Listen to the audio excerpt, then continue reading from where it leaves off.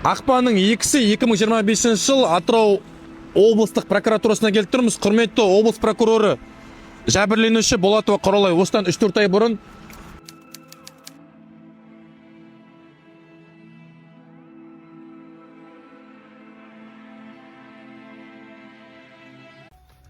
Ішкі істер министрлігіне менің үндеуім бар. Және ішкі істер министріне мен ешқандай күмәнім жоқ. Ішкі істер министрлігі, ішкі істер министрі жалпы әлеуметтік желіні жақсы бақылап, халықтың мұң-мұқтажын арызын естіп, тіпті керіде байланыс болып жатыр. Осы мен үндеуімді, арызымды министр өзі Ержан Саденов естейтініне де, көретініне де ешқандай күмәнім жоқ.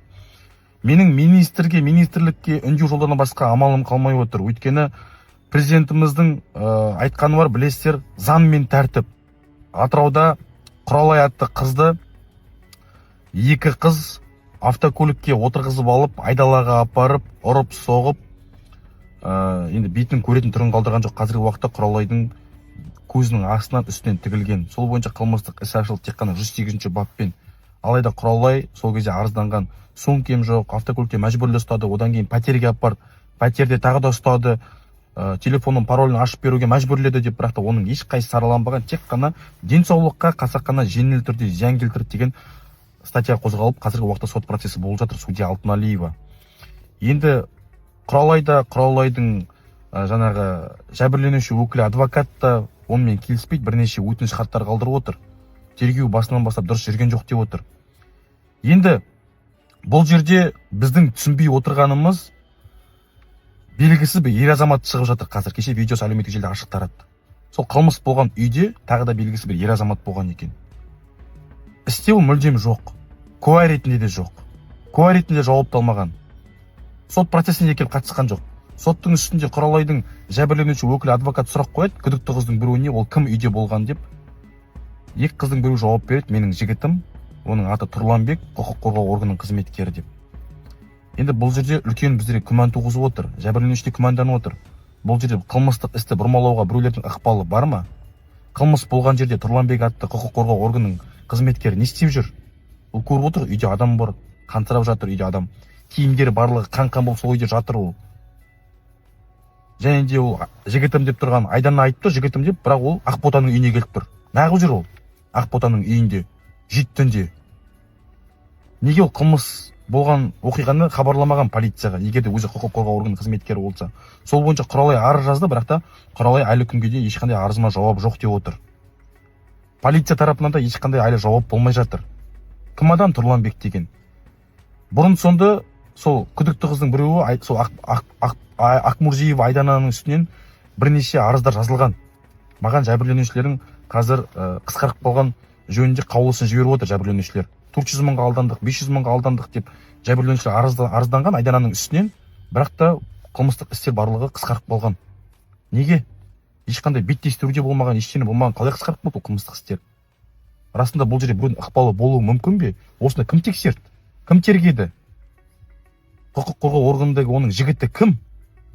Неге әлі күнге дейін өзіндік қауіпсіздік басқармасы әлі жауап бермей отыр? Тергеу дұрыс жүргізбей, жәбірленушілер хабарласпай отыр. Ертеңгі күні соңғы сот болады. Тек қана сонда бұл жерде біреуді автокөлікке мәжбүрлі түрде отырғызып, айдалаға апарып, ұрып, соғып, затын жоғалтып жіберсе, тек қана бір ғана заңда көзделген баппен қозғалу керек па 108-бен? Біз түсінбей отырмыз. Неге осын тергемей отыр? Президентіміз айтты, заң мен тәртіп деп. Заң мен тәртіп қалай болады? Егер де бізде нақты заңда көзделген баптарды сол қылмыстық істе сараламай отырса, басынан бастап арызында көрсеткен Құралай затынды жоғалтып жіберді, автокөлікке мәжбүрледі, түскім келді, мен секіргім келді автокөліктен, мен түсірмеді деп отыр. Айдалаға апарып ұрып соғып, енді бұл жерде қорқытуда әрекеттер болған. Неге? Тек қана бір статьямен кетіп қалды сонда. Түсінбей отырмыз біздер. Кім осыған жауап береді? Және де Тұрланбек деген жаңағы қыздың, күдікті қыздың, қылмыс жасаған қыздың жігіті кім? Өзіндік қауіпсіздік басқармасы жауап береді ме? Кезінде қылмыстық істер Айданаға қатысты жазылған арыздар қалай қысқартылып қалып жүрді? Прокуратура осын тергеді ме? Кімдер оны қысқартып тастаған? Қалай қысқартты? Ақпанның 2-сі 2025 жыл Атырау облыстық прокуратурасына келіп тұрмыз. Құрметті облыс прокуроры жәбірленуші Болатова Құралай осыдан 3-4 ай бұрын қалада мейрамхананың бірінде, осы Атырау қаласында екі қыз автокөлікке отырғызып алып кетіп айдалаға апарып ұрып соғып бетінің көретін түрін қалдырған жоқ. Қазіргі уақытта міне шырам қалып қойды бетінде, өмір бойына қалатын шырам ол. Енді сол қызға қатысты қылмыстық іс қозғалды, екі қызға қатысты тергеу әрекеті жүріп, қазіргі уақытта сот процесі болып жатыр. Ертең үкім шығуы мүмкін. Судья Алтыналиева, көреміз қандай үкім шығаратынын. Сот жалпы қоғам назарында. Енді Құралай басынан бастап арыз жаздым деп отыр. Тонаумен, бас бостандығын шектеумен, 126 мен, банағыдай 191 мен. Бірақ та тек қана 108 мен қылмыстық іс тергеліп, сотқа солай жолданды. Біз түсінбей отырмыз. Керісінше тергеушілер 115 статьямен іс көтерген, банағы угрозымен, сомен қысқартып тастапты. Угрозаға арызған жоқпын деп отыр. Беттестіру өткізбеген, қаулымен таныстырмаған, қаулы бермеген, 115 пен қысқартып тастаған. Қалада қала прокуратурасы бекіткен оны. Енді соны айтып отыр. Неге олар жеңіл бапқа ауыстырып қысқартты? Неге 191 мен 126, яғни тонау мен бас бостандығын шектеуді неге саралаған жоқ, неге тергеу әрекеті жүрген жоқ деп, сол бойынша сіздерге арыз тастады. Ертең сот үкімі шығатын шығар 108 бен. Бірақ та сол екі статьямен қайт тергесін деп отыр. Және де істе үшінші адам пайда болып жатыр. Яғни құқық қорғау органының қызметкері Айдананың айтуы бойынша жігіті екен. Полицияда қызмет қылады екен. Айтуы бойынша. Аты Тұрланбек. Тұрланбек қой да? Қылмыс болған, үйде болған сол күні Тұрланбек. Бірақ та ол істе жоқ, куәгер ретінде жауап алынбаған. Неге ол қылмыстық істе жоқ, куә ретінде жауапталмаған? Неге біз оны күні кеше біліп отырмыз? Үйдің ішінде видео болды. Неге видеоны тергеушілер изимайт етіп тексерген жоқ, толық видеоны саралаған жоқ, экспертиза жасаған жоқ? Неге видеоға? Мысалға жүріп отқан жігітім деп айтып отыр. Енді барлығымыз да ер азаматпыз, қызбен жүреміз. Кез келген біздің жүріп отқан мысалға қызымызды немесе әйелімізді ешкімге ренжітуге бермейміз біздер. Ер азаматтардың позициясы сондай ғой. Менімен барлық ер азаматтар келісетін шығар. Ал бұл жерде Тұрланбек сол Айдана дейтін қылмыс жасаған қызбен жүріп жатырса, екеуі махаббат болса, егер де Айдананың айтуы бойынша жүріп отқан қызын біреуге ренжітуге бере ме? Тергеу әрекетіне біреулер бұрмалауға ықпал етті ме? Тексеруін сұраймыз. Неге бұл жерде жеңіл баппен сараланып қысқартылып қалды? Неге 126, 191 тонау және бас бостандығын шектеу бойынша іс тергелмеді? Ертең соттың үкімі қалай шығады? Соны сіздің бақылауыңызға алуды сұраймыз. Сіздерге арыз қалдырды жәбірленуші Болатова. Енді бұл іс жалпы қоғам назарында. Және де құқық қорғау органының қызметкері Тұрланбекке қандай баға бересіздер? Сол күні қылмыс жасап болғаннан кейін, ұрып соққаннан кейін екі күдікті қыз біреуінің үйіне апарған. Және де Тұрланбек істі бұрмалауға қандай да бір қатысы болды ма, болған жоқ па, тексерді ма соны құзырлы органдар?